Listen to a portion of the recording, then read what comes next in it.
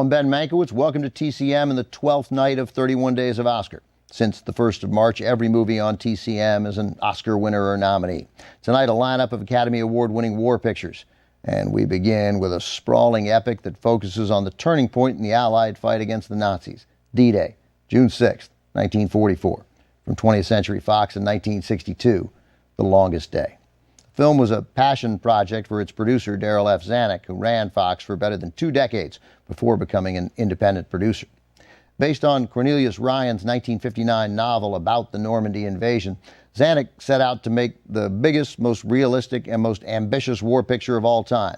He certainly spared no expense. There is a cast of thousands in The Longest Day. John Wayne tops the impressive list. He's hardly the only star. He's joined by Robert Mitchum, Henry Fonda, Richard Burton, Robert Ryan, and Sean Connery, just to name a few. So many famous faces pop in and out of the action, it's hard to keep track of them all. You know what, though? I'll name a few more. Rod Steiger, Jeffrey Hunter, Eddie Albert, Edmund O'Brien, Mel Ferrer, Robert Wagner, George Segal, and Roddy McDowall.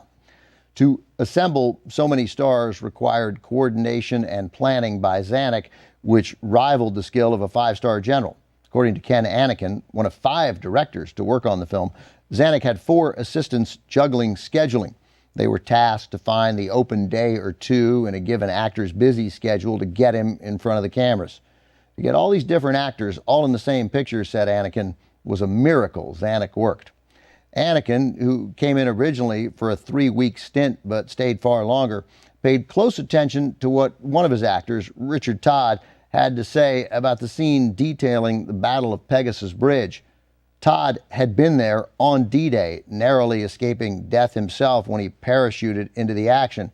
Reportedly, it was floated that Todd should play himself, but the actor, displaying an attitude typical of so many who've served, said, "I don't think at this stage of my acting career I could accept a part that small."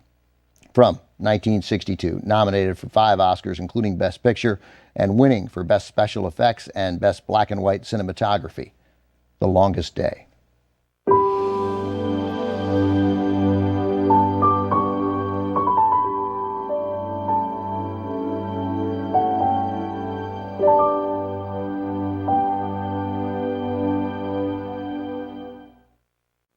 The Longest Day picked up an Oscar for Best Black and White Cinematography. It came near the end of an era when the Academy was treating color and black and white as 2 separate categories.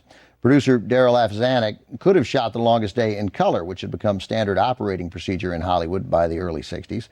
Zanuck, though, wanted black and white. He believed The Longest Day would resonate better with audiences who had lived through the war if it had a documentary feel. Nearly every bit of footage people had seen of World War II came from black and white newsreels.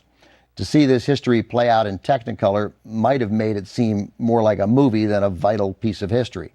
Zanuck gave his cinematographers a simple, straightforward instruction: make it look real. The Longest Day remained the most expensive black and white film ever made until 1993, when Steven Spielberg produced and directed his own historical drama set in Europe during the war era, Schindler's List. Ahead tonight, another all-star cast, this time a drama about the lives and loves of soldiers stationed in Hawaii in the months before the attack on Pearl Harbor. From Here to Eternity is next on TCM.